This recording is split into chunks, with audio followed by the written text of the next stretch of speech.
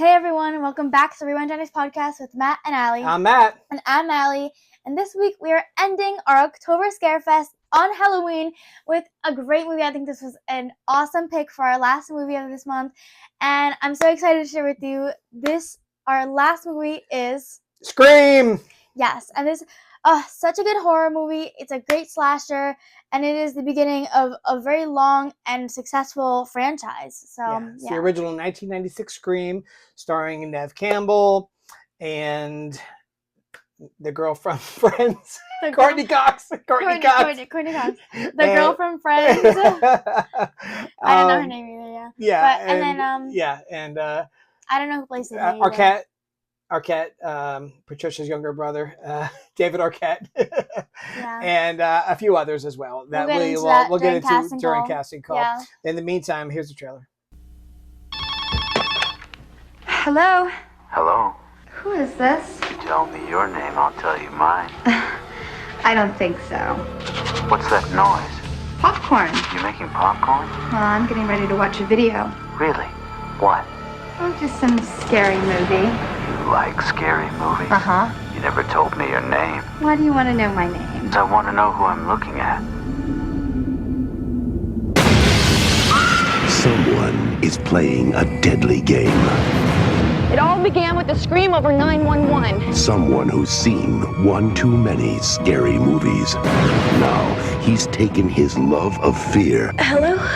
Hello, Sydney. one step too far. Do you like scary movies? What's the point? They're all the same. Some stupid killer stalking some big-breasted girl who can't act, who's always running up the stairs when she should be going out the front door. It's insulting. There are certain rules that one must abide by in order to successfully survive a scary movie. Number one, you can never have sex.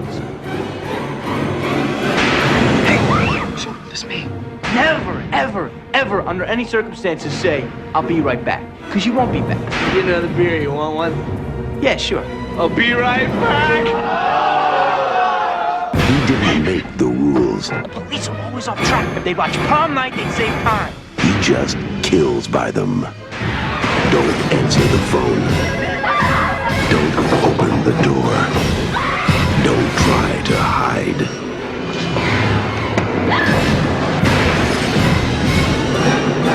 Everybody's a suspect. Not scared, are you? Scream. All right. So that was a trailer for the original 1996 Scream, and I think we both really liked it a lot. Do you want to get into our grades? Let's do our grades. Sure. Okay. So, do you want to go first? Yeah. I'm Okay. giving it a straight up A. This is a terrific movie. I liked it a lot. It's not really my genre. Slasher films are more her thing. I'm not that into them, but I can appreciate a good movie despite the genre. And this was a great movie, actually. And I saw things this time around that I didn't see the first time around when I saw it in the theaters at 22 with my little cousin Eddie, who was like 13 or 14 at the time. And I think I told that story last week. About I won't go through the whole thing again, but he wanted to go see it. My aunt, his mother, said, please take him to see it. I don't watch horror movies. And I did. The opening thing happens. Drew Barrymore gets killed. Now I'm into it. Now I'm like, okay, I didn't even want to see this movie, but now I'm like, oh, looks good. He turns to me and says, Matt, I don't think I should be watching this movie, to which I very selfishly said, Too bad. You wanted to see it. We're seeing it, because I was invested at that point, but I was 22. The opening scene is great. I'll get more into that. But I hope I didn't scar him too much. Sorry, Eddie, if you're watching. I'll be fine. Okay. But yeah, similarly, I gave this an A+. I love this movie. Like you said, I love slasher films. They're kind of like my favorite like horror style, because I think you're kind of more into like psychological stuff or like ghosts. Yeah. That really scares me. I love slasher films. I think they're fun. I think they're really fun to watch. And this is such a great film. I think it's so well done. And I mean, obviously it was very successful. People loved it. And rightly so. Like, it's great. It's so well done. Yeah, for me, and so the first time around, I saw it for what was on the surface, which is a very clever horror satire. Yeah. With lots of dark humor and jump scares, and it's done very, very well. Just on that level, it's still an A movie for me. But this time around, at the age of 51, and watching it, what I see is a really amazing parable of good Yeah, versus evil. I think this time you saw it more like profoundly, I guess, or like I a more did. wise mind. You know, is Because that when we go were ahead? we Yeah. were briefly talking about it Mhm. before, and when you were talking to me, I kind of didn't see that as I was watching it, and I Yeah. understood you afterwards. I was like, yeah, you're right. But yeah, you definitely saw it with more of a, like I said, like a wise mind, and I'm sure we'll Yeah. talk about that a lot, especially when we talk about like the murderers and stuff. But Yeah. I do think like the mental aspect of it was really, I really liked your take on it. It was really good. Thanks. Yeah, we'll get that in a little bit. But in the meantime, you want to do our casting call? It's time for casting call. All right, cool. So yeah, we have in the last few episodes kept casting call a little briefer than we used to. I think we just spent too much time on it going over movies no one had ever even heard of. So we're just going to kind of stick to the bullet points for each member. We'll stick to the main cast and Yeah. just movies that they're well known for. For and sure, stuff. for sure. We'll start with David Arquette and who plays Dewey. Deputy Dewey. Deputy Dewey, and I think he plays it very well. Actually, Yeah. I was on the fence about making him my MVP. Ultimately, I didn't. I didn't think he was my MVP. But I liked his character. There's three people who I thought this could be my MVP, and the one I was about to pick, you're like, no, that's mine, and I'm like, okay, yeah, okay. No. So I had two other people in mind, so I'm gonna go with somebody different than yours, but because I thought they all deserved at least an MVP runner-up, you know. Right. So he was one of my runner-ups for sure. He was really good in it. He was adorable and very believable too. Oh yeah, and I loved his character and how he interacted with Courtney's character. Gail. Courtney Cox. Yeah, it's Gail.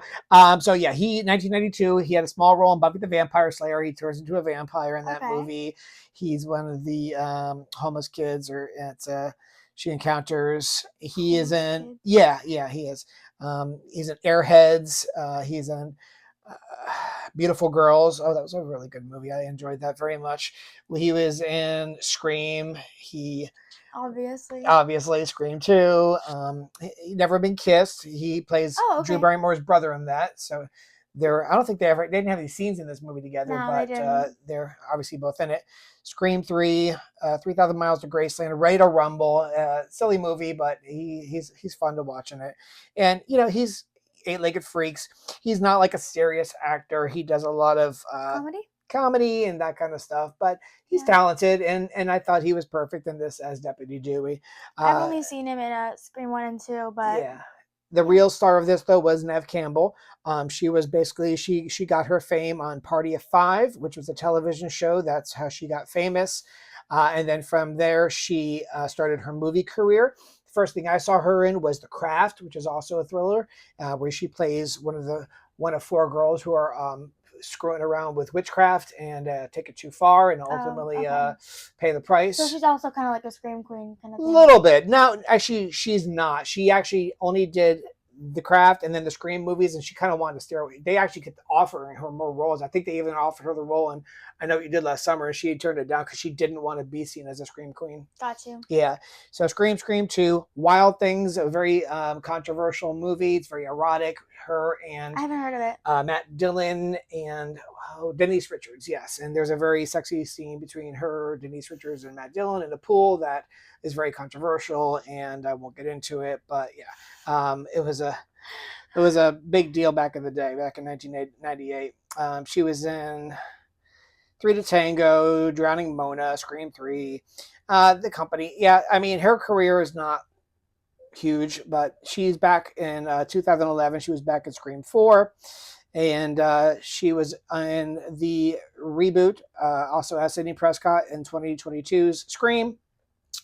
Apparently she's going to be in Scream 7 as well, coming out next year. Gotcha. As Sidney Prescott again. I didn't know they were still making Scream Neither movies. did I until now. Yeah. So Courtney Cox, who of course also became famous on television through her TV show Friends. Yeah. And she played Monica on Friends. And she also, even before she got famous with that, she was in the music video Dancing in the Dark with Bruce Springsteen. She's like the girl that he pulls up on stage and dances with. You want to start her filmography real quick? Oh, hello, Eva. Hello. Hi. You want to say hi to the camera? No, I want to go to the mommy room. Okay, then go to mommy's room. Give me a kiss first. Bye. Bye. Love you. I Oh, thank you. We're going to go to the Halloween party later, okay? Can we go? Yeah, we're going in 1 hour. I love you. Love you. I told you to lock it. I did, but then I had to unlock it. Oh, well. Whatever. That's life. So she gets a little camera action. That's fine. Okay. Okay. Wait, I'm doing. Well, I'll do it because I know you don't know any of I this. don't know any of these I know. movies. I know Ace Ventura. Yeah, so that's Pet the first thing I Detective. saw I knew her in was Ace Ventura, Pet Detective. She's good in that. She's good in Scream, Scream 2, Scream 3, 3,000 Miles of Graceland as Oh, well. she's also in two of that, them in yeah. there, yeah. And The Longest Yard, she was in that. That's the reboot of the old Burt Reynolds movie done by Adam Sandler this time around. Bedtime Stories, another Adam Sandler movie. Well, Oh, he yeah. does like to reuse the same people, doesn't he? Oh, of course. Yeah. Jennifer Aniston, Drew Barrymore. Yeah, and apparently Yeah. Courtney Cox as well. Yeah. And she was also Gail Weathers in the 2002, 2003, and the upcoming 2006 Scream Yeah, I've seen movies. her. I've seen like clips of her in those movies. Yeah. Yeah, And Adam Sandler. she actually wound up having a romantic relationship with David Arquette. Really? And I don't know if they're still together. I'm going to try to find out right now. And Spouse David Arquette. Well, okay, so no, they in divorced, but they're 2013. together like 14 years. So Yeah. but I hope it was amicable at least. She was with Michael Keaton before him, and she's currently with Johnny McDade, who I don't know who that is, but apparently he's a musician. So now we have Matthew Lillard, who I believe is your MVP. He's my MVP. I think he was so great. And I think the first time I watched this, I very underappreciated him. I didn't realize how great of an actor he was. And now watching, I'm like, oh my gosh, like wow, so good. I love his acting. It's so underrated. I think he's such an underrated character. I think he's great. I concur. And like I said, I was after the movie, I was like, well, there's 3 people I was debating on, but I think I'm going to go with Matthew Lillard. And you're like, no, that's mine. I'm like, oh, okay. It's because I always back off of your MVP, but this time I had him like set in mind, and I was like, it's fine. We're allowed to have the same MVP. It's not like but anyway, it's fine. He's yours. Yeah. And I agree. He was really good in this. And you're not the only one who thinks he's a really good actor. He was nominated for an Academy Award for Best Supporting Actor for a George Clooney movie called The Descendants. He might have even won. I can't remember if he won for that. But yeah, no, he's a very good actor, but he's done a lot of silly stuff like the Scooby-Doo movies. He plays Shaggy in the Scooby-Doo movies, like a bunch of them. He does the voice for the cartoons, and he also did the live-action Scooby-Doo movies as well. So, yeah, he's he was in a bunch of stuff with his buddy Freddie Prinze Jr. They did a few movies together. They're almost like the 2 Coreys of the '90s. They kept making movies together because they're like I said, they were friends, and yeah. So let's see. I'm trying to. All right. Well, anyway, I'm pretty sure he won the Oscar for Best Supporting Actor for The Descendants. He was also in Without a Paddle. It's a fun movie that I enjoyed back in 2004. And he was in 13 Ghosts, Summer Catch. He plays a baseball player in that. Wing Commander. I think he's in that with Freddie Prinze. SLC Punk is great in that. It's actually a dramatic role, and he really carries that whole movie very, very well. So that's Matthew Lillard. I don't really know him from anything else, but. No, it's okay. So who's that? That's Rose McGowan. That's the best friend. No, it's not. Yeah, time has not been kind to her. Well, that's plastic surgery, isn't it? He probably gone wrong. Yeah, time has not been kind to Rose McGowan, but my oh my was she very beautiful in this. She was in 96's Biodome as one of the girlfriends of Pauly Shore and Stephen Baldwin. She was in Scream, of course, and Kiss and Tell, Going All the Way, Nowhere. She was in Phantoms, not a bad flick, Jawbreaker, and Ready to Rumble, also with David Arquette, Monkey Bone. She was in Grindhouse, Planet Terror, and Death Proof as well. She was in both of those. One was a Quentin Tarantino film, one was a Robert Rodriguez film, but they combined forces to make Grindhouse. 2 movies in one. She was in the remake of Conan the Barbarian, which I never saw, even though I love Conan. She's in the Telltale Heart. Did not get great reviews, so I didn't want to be disappointed. That started a very new and fresh Jason Momoa as Conan. In the remake? Yeah, but like he still didn't even get super famous from that. He didn't really get big until Game of Thrones. But anyway, she's she was very famous for the TV show. She replaced Shannon Doherty on the show about 3 witches called Charmed. Charmed. So I've she never was pretty seen it. famous on that. So yeah, another one for and I'm gonna make her my MVP. Okay. I thought she was really funny in this. I she think is. this is Rose McGowan's best work. She's also like, it's I don't know if it's a coincidence that both my MVPs of the last two movies were both easy on the eyes.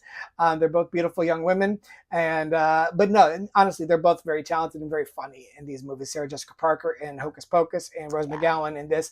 Very funny. She delivers her lines very naturally, very She's comically. a funny, like the funny best friend. Yeah. She's really good at Yeah, that. and she does a good job. And so, yeah, kudos to you, Rose McGowan. I think you did great in this. Skeet Ulrich will get to him. Who is Billy Loomis? He is Billy Loomis, and you know he was one of those teenage heartthrobs. He was also in The Craft. Yeah, he's. You know who loves him? One of my friends, Savannah. She loves him. Yeah, I would say at times I've been very nice to him either. Well, I never thought he was that attractive. He kind of just looks like he aged. Well, because he was real pretty back then, right? And now he's not pretty anymore. So he looks more like me. Now he looks a little rough because he's old like me. That's why. Were you pretty? A little bit, yeah, a little bit. Okay. I mean, compared to now, yeah. So yeah, I mean, not as pretty as he was. I mean, he was a heartthrob. I was no heartthrob, but I was certainly not. Like him. I definitely wasn't rough around the edges, you know. Does he have a filmography? Does he like? He does, and you know, he was in As Good as It Gets. He played the pretty model that winds up stealing and beating up one of the characters in the movie. Anyway, it's he's good in it, but it's just a small role. But yeah, after The Craft, he was in this, of course. He was in Boys. He was in the Newton Boys. Okay, just archive footage. He's not really in it. Yeah, he didn't do much. I mean, there's a bunch of stuff on here, but I don't recognize any of it because his career kind of took a dive. Yeah. And he does have a cameo in Scream 4 apparently, and he was in the remake of Scream, like the. Was he? Yeah. I don't think. Oh, apparently he was. Yeah. Okay, I didn't see that. I wonder if they bring him back to life or what, or who knows. Well. I don't know. Well, we'll do one more. Well, just a quick note. Liev Schreiber does play Cotton Weary. He's not. I don't think he even has any lines in it. They just show him on video, but he winds up becoming he's a pretty famous actor. He does a lot of stuff. I know him best as Sabretooth and Wolverine Origins, X-Men Origins Wolverine, but he's in a lot of dramatic stuff, and he does a lot of good TV and movies. He's a very serious actor, but this is when he was still kind of a nobody. Yeah. Drew Barrymore, it makes it a wonderful cameo in this. Drew Barrymore. We all love Drew Barrymore. She's a very lovable person, and she's in a million things, from E.T. to Never Been Kissed to all kinds of great movies. And finally, we'll just say Jamie Kennedy. He plays Randy in this. He's good. Yeah, he's good, and he's one of the few people who survives it. And according to his theory, he survives because he's a virgin. But he's also got a small role in As Good as It Gets as a street hustler. And the Scream movies and not much. Enemy of the State, Bowfinger, Boiler Room. He does a few things. He's here and there. And he also had a TV show called, I think, the Jamie Kennedy Experiment, where they do pranks on people. It might have been on MTV or something. I'm not sure what it was on, but anyway. So there you go. That was Casting Call, and now into the movie. Are you going to go through? So, like we said, we both love this movie, and I think it just had a great plot. And the opening scene is probably one of my favorites. So I'll get into that. Yeah. So, in the small town of Woodsboro, California, high school student Casey Becker is home alone when she receives a phone call from an unknown person. They discuss horror films until the caller turns sadistic, threatening her life and revealing that her boyfriend, Steve Orth, is tied up on her patio. The caller demands she answers questions about horror films to save his life, but Casey gives an incorrect answer about Friday the 13th, resulting in Steve's death. She attempts to escape, but is stabbed to death by someone wearing a ghost face costume, and her disemboweled corpse is found hanging from a tree by her parents. And wow, this scene is so good. It's such a great way to open the movie. Really sets the tone for what kind of movie you're getting yourself into. And Drew Barrymore is great. She's I mean, I love her in this, even though she has such a small role. It's just so good. Yeah. I mean, I have. Yeah. So what I was going to say earlier, and I made a couple little notes. Scream is a great and clever horror satire. But it's also a moral allegory about the dangers of apathy and the reality of evil. It's a parable about the consequences of sin. Of course, all the survivors are the ones who are virtuous and just and show courage Yeah. in the face of adversity. But I love that it just denounces moral relativism. So if you're not that familiar, moral relativism is what a lot of these college professors who are atheists try to push on their students, that there is no real Right or wrong. yeah, there's no objective morality, because to have an objective morality, it means you have to believe in some sort of a higher power who has laid down this law. Exactly. And so because they can't have that, they have to have moral relativism. That morality really just comes from culture and society, and it's really all relative. It's subjective. It's your evil might be her good, and her good might be his evil, and it's your truth and it's my truth and it's her truth, and it's all, in my opinion, a bunch of malarkey. There really is truth. Truth is truth, and that's the end of it. And there is a moral objective. And I think if you have ever really experienced true evil, you'll know that it truly does exist, and it's not relative. Yeah. No, but these Billy and Stu in the movie, Are spoiler, they're the killers. They're moral relatives. The way they talk about murder is just being a game, and it's just a movie, and there's no real consequences. As long as you don't get caught by the cops, there's no real consequences to it. And they don't even have any good motives. It's justified because of something small. Like it's not a justification for murder. Like for Billy, it's like, oh, maybe it's revenge because his mom abandoned him, and for Stu, it's just a game. He's like, it's entertainment. Yeah. And so these moral relativists are causing, all moral relativists cause over the past history of the world, they cause death, chaos and destruction. Yeah. Who are some moral relatives of history? Hitler. Hello, perfect example. Hitler was a moral relative. He justified killing millions of people. Yeah. Because of like a belief he had, like not even like a good belief. Yeah, and go try telling a Holocaust survivor that there's no real evil. Evil doesn't exist. Right. Yeah, give me a break. Same with the communist leaders, Stalin and Mao and Pol Pot. All of them just killed millions upon millions of people wholesale on their whole utopian dream, while completely ignoring the beauty and value of life. Life is cheap to these guys because it's all relative, right? It's part of the game. It's part of the but no, you and I both know that's evil is real, and and like I said, and who wins? So this, on the surface, right, it's like a black comedy, and it's good, a lot funny, of, lot of pop culture, jump scares. I'm glad you explained like this kind of thing, because now I do see, like, you're right, like the good people who have like the virtues and like understand evil, they do come out victorious in the end, and it's for a reason. So I do like appreciate that the movie gives it's a pretty parable of good versus evil, and I appreciate that as a viewer. Yeah, I don't think that's interesting to see in like a horror movie. I actually think there's a little undercurrent of that. I don't know about the moral relativism part, but the good versus evil part in like Halloween, the original Halloween. Never seen it. I mean, it's like Jamie Kennedy's character Randy always says in this movie, like, if you're a virgin, if you're not drunk, if you're drugs, then you will survive. You will, So in all those movies, it's the people having promiscuous sex and drinking and drugging that always get murdered. So it's almost like it's like a cautionary tale, really. Right. But this is even more than a cautionary tale. Like I said, this really, to me, showed some real depth, and I appreciated that personally. I didn't mean to. You were doing great with a little bit. But I'm glad we covered it. Yeah. Yeah, and I'm glad that you see it too. Yeah. That you, my brilliant daughter, who I know is, I know you're book smart, taking college level courses in 10th grade and mastering 4 languages, but like you're also just really spiritually smart as well, and you're very, you really. Oh, thank you. It makes me proud as a father that you were able to understand all of that and completely like absorb it and get it and agree. And so that makes me proud to be a father. Yeah.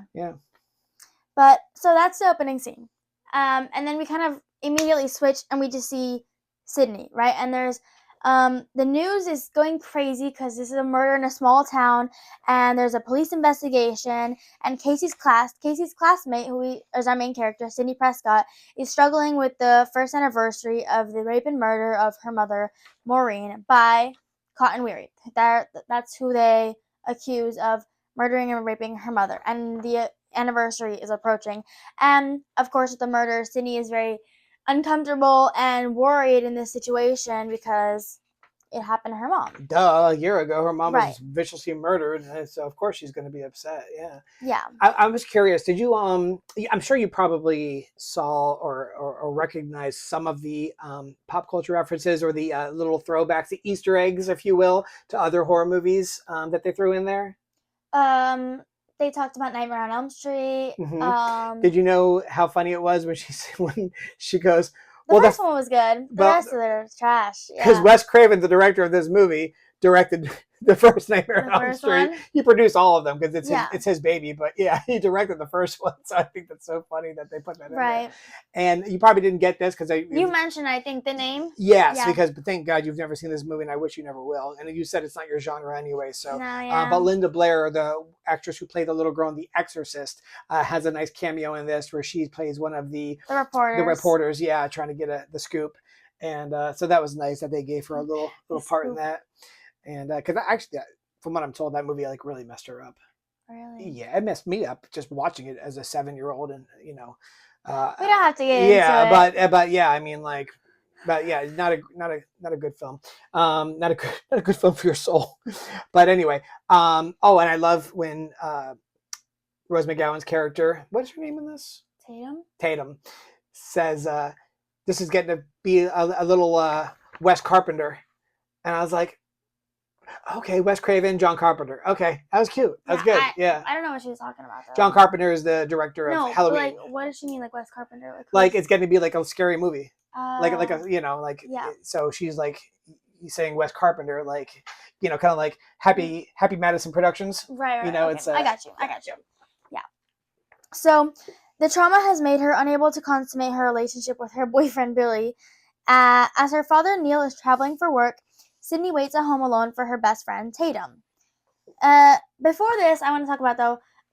They're at school and the 5 friends. It's Stu, Billy, Sydney, Tatum, and Randy. Yeah. And I really like this conversation because I think it's such a foreshadow. Like if you really listen, it's such a foreshadow to like who actually is the killer. It's like they kind of tell you right there who it is, but obviously like if you're watching it for the first time, you're not gonna realize they really do tell you in the beginning like who the killers were. You think that Stu is just being a shallow jerk, right? But he's the killer, and and so is Billy. And like I love that. Like now that I've seen the movie beforehand, like I've noticed like wow, like this is such a like a hint. Like this conversation is so important. And like yeah, you're right. Right. But then, okay, so Sydney's at her house. She's waiting for Tatum to pick her up after practice. And she receives a call taunting her about her mother's death. And then is attacked by Ghostface. So Ghostface gets in her house. And I pointed this out. I think it was so ironic how she's on the phone and she's like, she doesn't believe it. She's like, oh, she thinks it's a joke. And she's like, oh, like, you're going to attack me.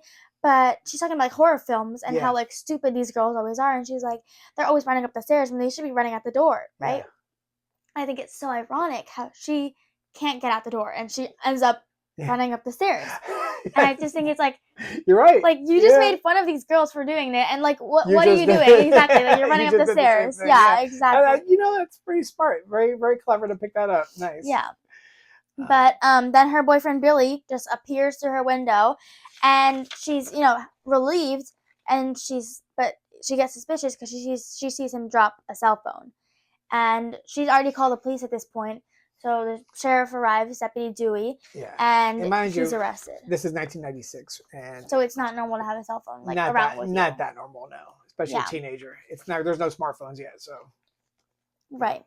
And I wanted to mention I really like Dewey and Tatum, like their kind of interaction because he's at his job and he wants to be respected so bad because he's like the newbie and whatever, and she's just like calling him Dewey, like making him feel like inferior. And I love the line that she says because Dewey's like, he's my superior, and then she goes, you remember or not? Yeah, I do, but She you goes, say it. the janitor's your superior, Yeah. and I just think it's so funny because Yeah. it's like they're brother and sister, but he's I like, love it. He's like, Mom said when I'm in this uniform, you have to treat me with some respect. Or Yeah, whatever he said. exactly. It's so funny. He's making a callback to Mom. You Mom know? says when I wear the badge, you call me Dwight or something, deputy. Like, yeah. It's so funny. So good. It is. It's a good rapport for sure. They're both good. Right. Yeah. Outside the police station, Sydney gets into a physical altercation with investigative journalist Gail Weathers. So Gail Weathers trying to get like the scoop. She goes behind the building. Sydney is obviously pissed because Gail wrote a book about her mother's murder, Sydney's murder. Or was writing a book. She's about to release it. She said. Yes. And obviously Sydney believes that Cotton Weary killed and raped her mother, but Gail Weathers does not believe that because she's spoken to Cotton Weary and she believes him. She believes him, right? And in the we end, we do find out that she's right.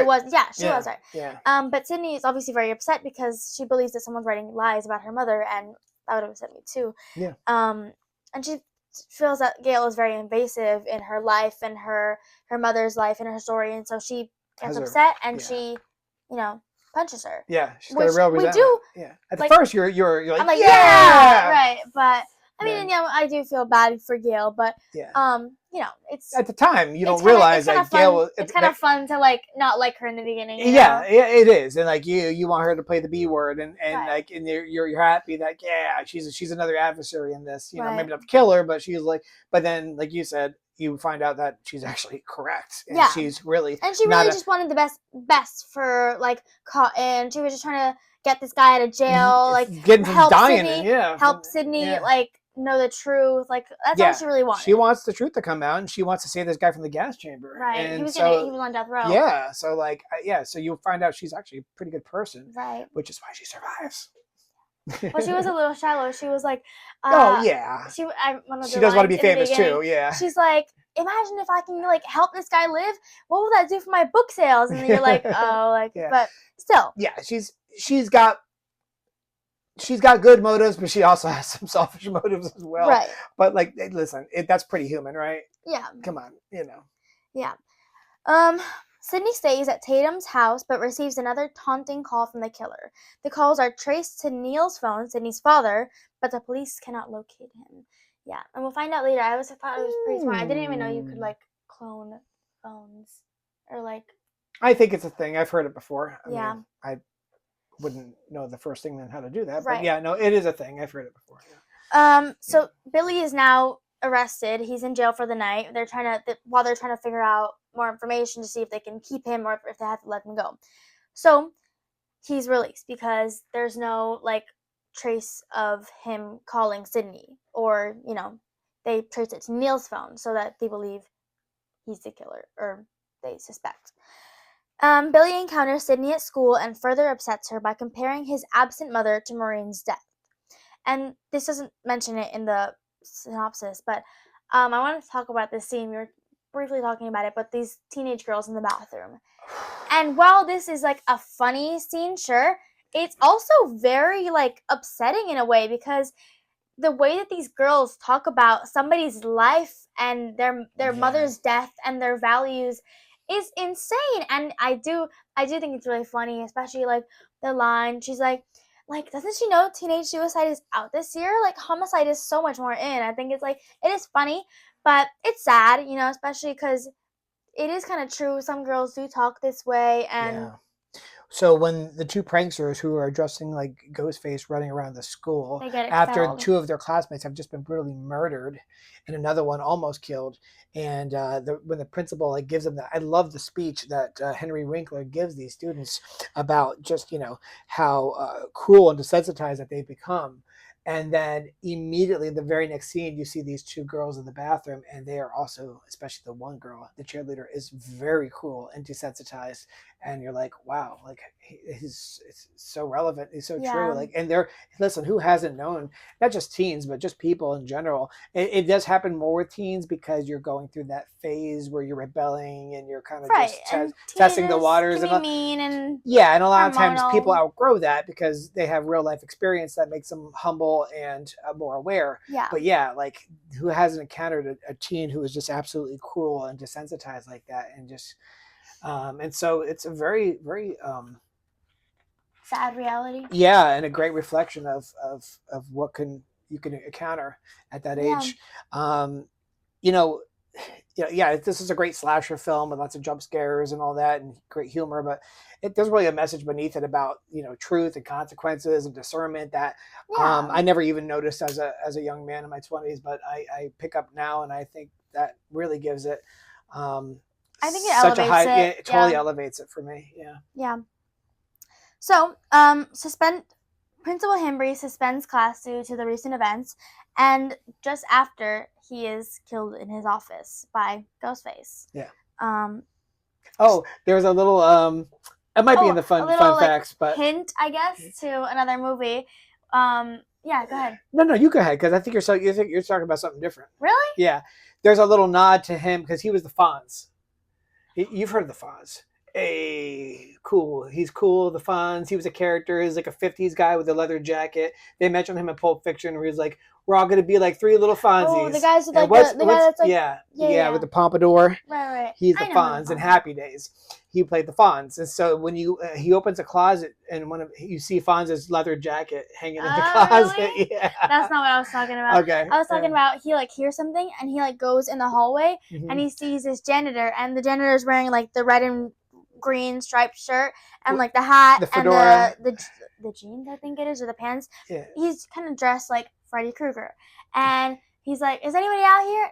Not you, Fred. And it's a nod to Freddy. It's a great Krueger. nod. Yeah. It's beautiful. I love it. Yeah. But yeah, you're right. That was really fun. You're right. It was. Yeah. I liked it. It was cool. Yeah. It's fun to see these little Easter eggs, these little hints. It's cool. It's fun. It is cool. Yeah. Mhm. But he does get killed by Ghostface, and then we flip to Stu's party. They're having a party at Stu's house to celebrate school being out. Dewey and Gail are kind of on watch. Gail is there, I guess, to get any footage she can or find out more, and Dewey's there kind of to protect his sister. She's doing her job, looking for a scoop. Tatum is isolated in the garage. She goes to get beers, I guess, right? Yeah. Mhm. And then Ghostface comes in, and at first she doesn't believe it. And I love this little speech. I'm sure you've heard it on TikTok because it's a sound. And she goes "Oh no, please don't kill me, Mr. Ghostface. I want to be in the sequel." And she's playing it off really because she thinks it's one of her friends being and stupid. she's great at it. She's and so good. It's so funny. Yeah. But she does get murdered, and I like how she fights back. She really, I appreciate that she's not this bimbo who just doesn't do anything. She doesn't, but she does get murdered. And I wrote down, I really like the way she gets murdered because with these kind of films you always just see it's just a knife and blood and stabbing. But this is creative. She got stuck in the doggy door and squished by the garage. When have we ever seen that before? That's really cool. Not that's before or since. Yeah, that was original. That death, was really cool in my opinion. Yeah, and I like Rose McGowan. She in her heyday, she was both very attractive, but also a very good actress, and I liked her very much. And they always kept talking about Robert Rodriguez wanted to make her Red Sonja, which is a classic Conan character played by Bridget Nielsen back in the '80s, and it's a terrible movie. Arnold Schwarzenegger's in it, but it's a horrible film. They did a piss poor job at it, but I would love to have seen a reboot of Red Sonja with Rose McGowan. I thought that would have been great. Yeah. Just one of those things that there was rumors around Hollywood about that just never came to fruition. But yeah, I thought that was a missed opportunity. But go ahead. Oh well. Yeah. Where am I? So, as fellow high schooler Randy Meeks details the rules of surviving a horror film. Oh, I loved Randy's rules. I think Randy's a funny character, but I really like these rules. And I also think Randy was on to Billy. He was one of the only ones. 100%. Randy, I mean, it's so on to it's Billy. stupid because he's he knows this all because he's a movie geek, but He was right. Like, he was right.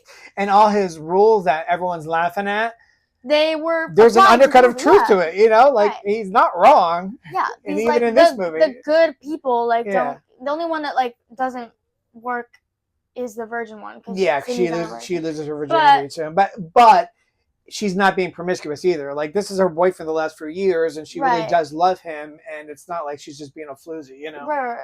Yeah. So he's explaining these horror rules, and the news arrives that Principal Himbry is dead. So these partygoers are leaving to see his body, which I think is so like disrespectful. Like, what idiot boys want to see like a dead man? Like, your principal, like, have some respect. There's a murderer, and like your principal just got killed. Like, And you just proved your principal right. You're all desensitized and cruel. And then we see Sydney is up in like, I guess, Stu's parents' room, and we see Billy like get killed. Well, first we see Ghostface pops in and Ghostface stabs Billy. Yeah. Right. And Dewey and Gail are going back to the house because they found Neil's car. Yes. In the bushes, in the woods. Sydney's dad's car. Yeah. So, Billy is stabbed. Sydney evades Ghostface. She like jumps off the roof or whatever. It's pretty cool. And real quick, you're so right about Randy. He's on to Billy, and when they keep insinuating it's the father, he goes, "No, the father's the red herring." Yeah. And he's right. He was the red herring. He's the one that you guys are like, the directors and the writers are going, it's him. Wink. No, it's not. Right. They're trying to throw you off the scent. Right. Yeah. And he was right. He's right. Yeah. Right. And I want to say Billy's murder, like, it looked really real. Like, yeah. I don't know how they faked that. Oh, you can get those knives. You can buy those knives that like they retract back in. It's like a rubber knife that it retracts back in. When it retracts back in, it squirts fake blood. Yeah, you can buy that now. Yeah, at a joke store or whatever. Yeah. But Sydney evades Ghostface, and he kills Gail's camera. I think his name was Cameraman. Like yes, he does. Kenny, and he stabs Dewey. So Dewey's like out. He's like passed out, or he's like knocked out on the front porch. Gail attempts to flee her van, but crashes and is knocked unconscious. Sydney is seeking refuge in the house. She locks Stu and Randy outside as they're accusing each other, like, it's him. Then Billy emerges, and she sees that he's wounded, and she was like, oh my god, I thought you were dead. And they let Randy inside. Who's that? That's the cameraman. I just realized. Kenny? Yes. You know where else he's from? Mm-mm. There's something about Mary. Oh. Warren. Okay. Her brother Warren. Baked and beans. That's him. Yeah. I just realized that. Yeah. Go ahead. Sorry. No, you're good. They let Randy inside, and then Billy shoots him, revealing himself as the killer and Stu as his accomplice. Mm-hmm. Billy confesses that they killed Maureen because of the discovery of her affair with his father that led to his mother's abandonment. The pair abducted Neil to frame him for their crimes and proceed to stab each other to depict themselves as the last survivors. However, they are distracted by Gail's return, allowing Sydney to incapacitate Billy and kill Stu by dropping a television set on his head. Billy nearly stabs Sydney but is shot by Gail. After Randy remarks that horror film killers revive for a final scene, Billy lunges for them, but Sydney shoots him in the head, killing him. As dawn breaks, Neil is rescued. Dewey is taken away by ambulance, and Gail provides an impromptu news report about that night events.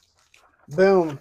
There you go. Yeah. That was a good synopsis, honey. But good job. The ending, I mean, Billy and Stu, like, when they're going on this rant, Mm-hmm. so good. Stu's such a good actor. Yeah. Oh my gosh, it's so good. But that's, like I said, when that's when their moral relativism really shines through. Yeah, that's when they're really explaining their motive, I guess. And you're like, oh man, these kids are so lost. You know, poor clearly. kids. Yeah. So, well, kind of poor kids are also, Yeah, but poor kids, they're so misguided. They're murdering people. Yeah, like. yeah. That's a good point.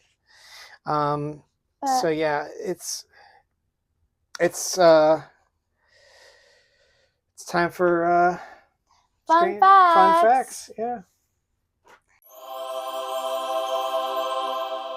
Yeah. So we have I have a good amount, and I think they were all like really pretty good. So I don't mind. We'll cover. We'll cover a bunch of them. I think the party scene near the end of the film runs 42 minutes long. It was shot over the course of 21 days from the time the sun set to the time it rose. After it wrapped, the crew had t-shirts made that read, "I survived scene 118," which was the name of the scene during the shooting, obviously. The cast and crew jokingly called it the longest night in horror history. Courtney Cox approached the production to pursue the role. She was interested in playing a bitch character to offset her nice friend's image. Well, the last time I said that word, you bleeped it out with a fart noise. So I just spelled it this time.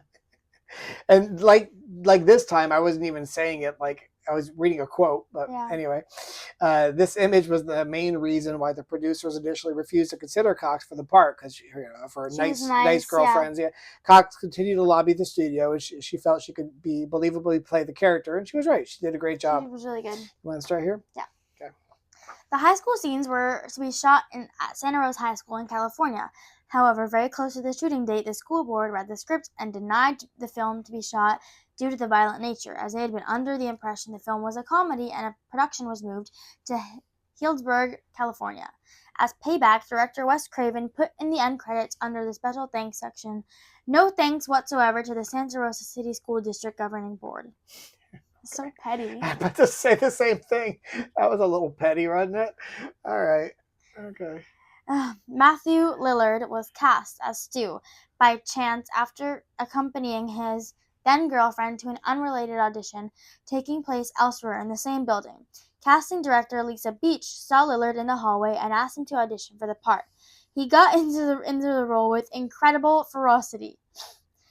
At the beginning of the movie, when Casey's parents come home to find something is wrong, her father tells her mother to go to the Mackenzies, which is the same thing Lori, Jamie Lee Curtis, tells Lindsay, Kyle Richards, and Tommy, Brian Andrews, to do in the movie Halloween. Yeah. Go ahead. Okay. So, Drew Barrymore and Nev Campbell did not meet Roger Jackson, who is the actor that played the voice before shooting commenced.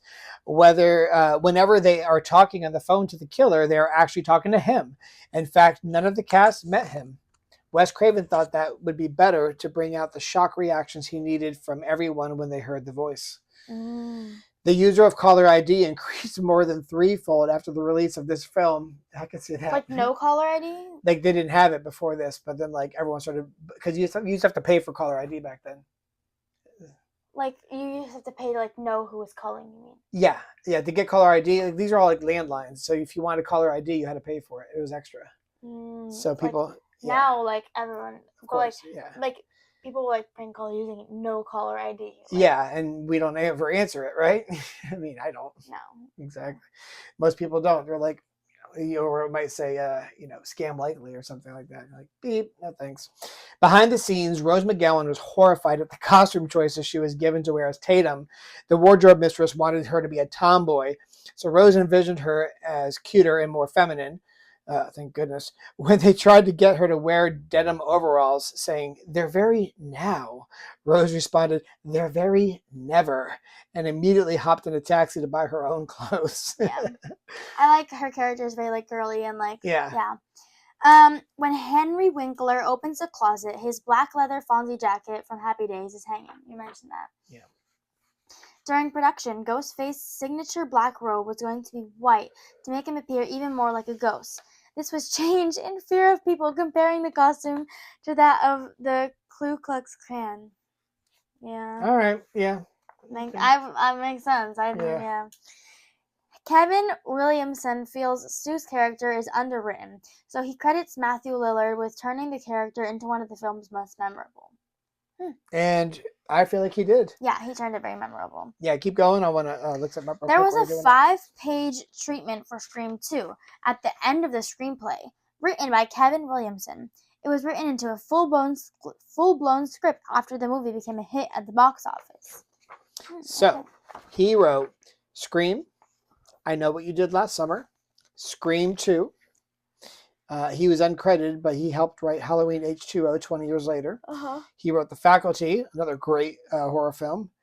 Teaching Mrs. Tingle, didn't see it. And he wrote Cursed, Scream 3, Scream Scream 4, 4, and a movie the called remake in Sick. 2022. But yeah, so he's pretty famous for writing horror films, and rightly so. Like, he did a good job. Keep going. Oh, apparently he was a writer on Dawson's Creek and Wastelands and The Vampire Diaries. So yeah, he does a lot of writing. Yeah.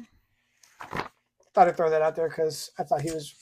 I liked his script so much that I thought he deserved a little bit of a shout out. Yeah. So, where we at? Wes Craven initially turned down the film.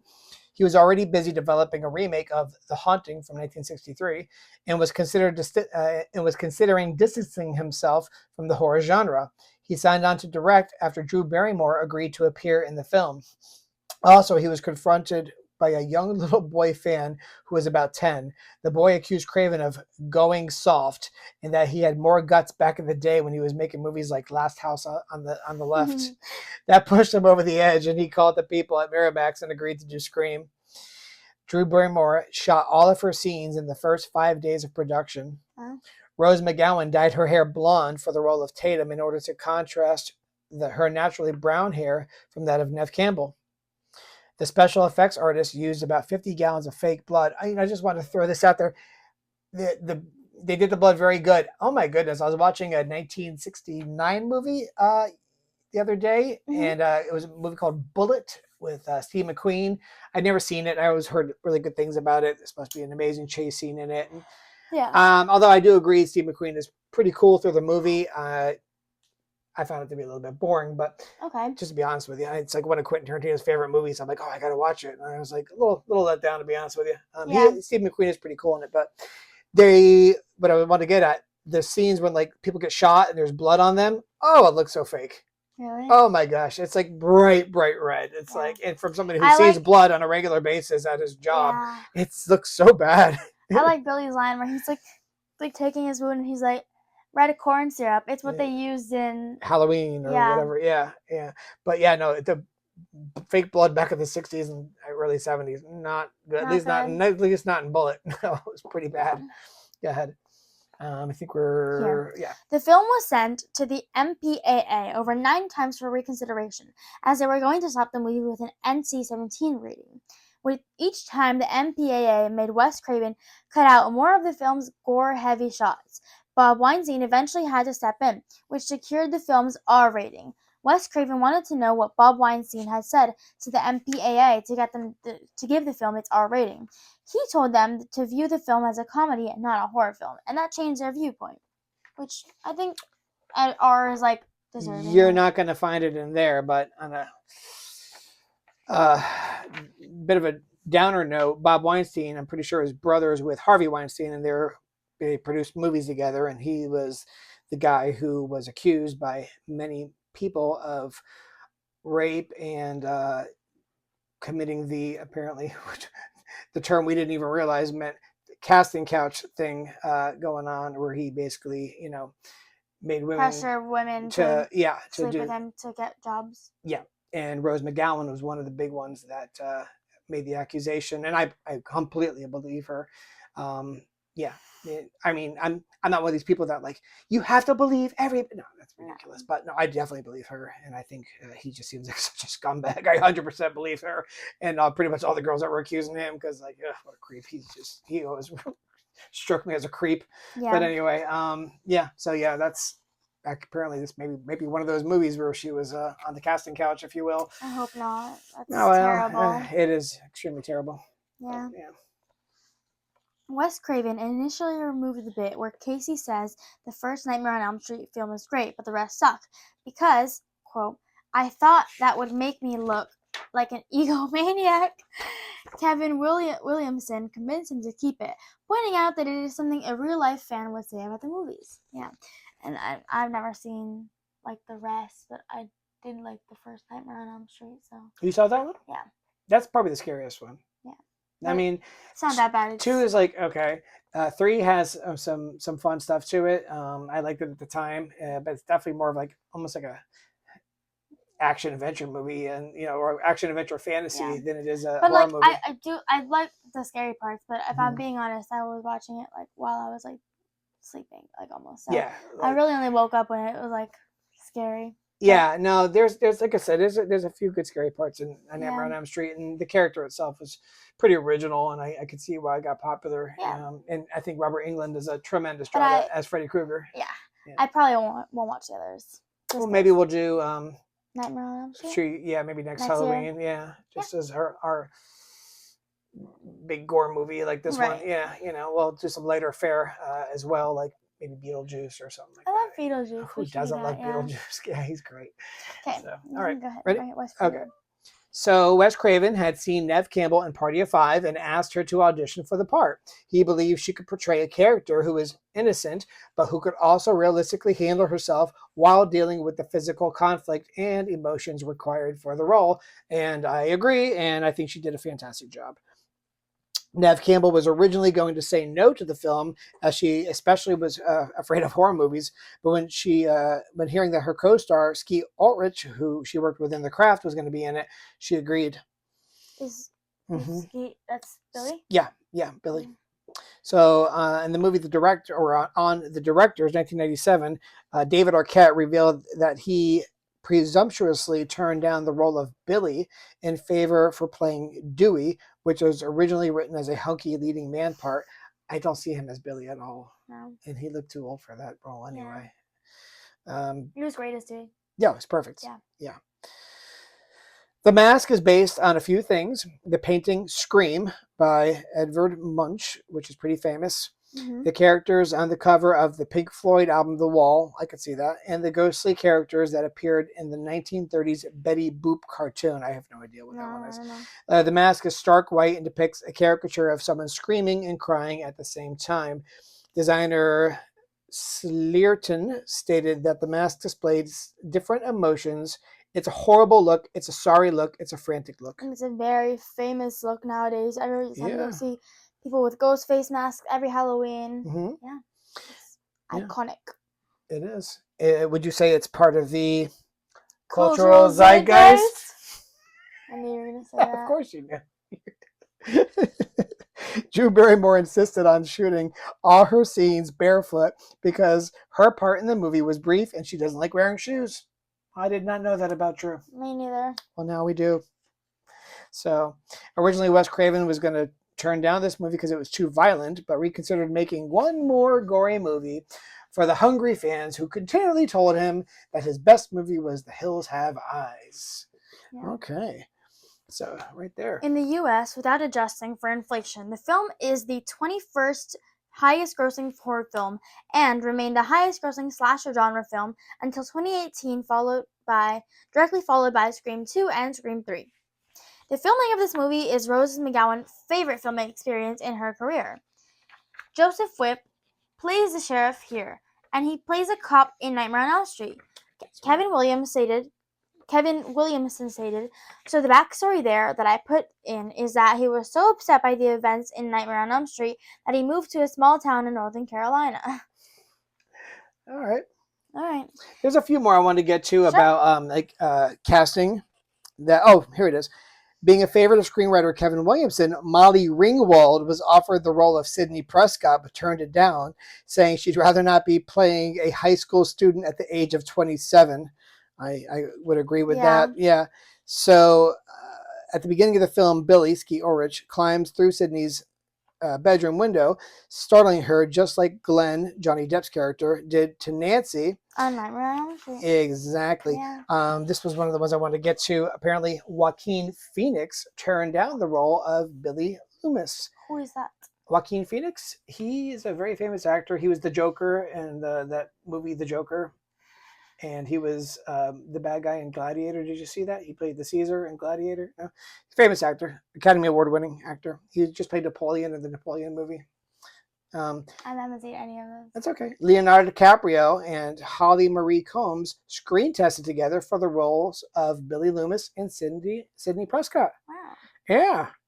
And finally, Freddie Prinze Jr. auditioned for the role of Stu, but didn't get the part. He would be cast in the next movie written by Kevin Williamson, I Know What You Did Last Summer, and he and Matthew Lillard would later be in Scooby-Doo, which also stars horror veteran Miguel A. Nunes, and they're in a few other movies together as well, not just Scooby-Doo.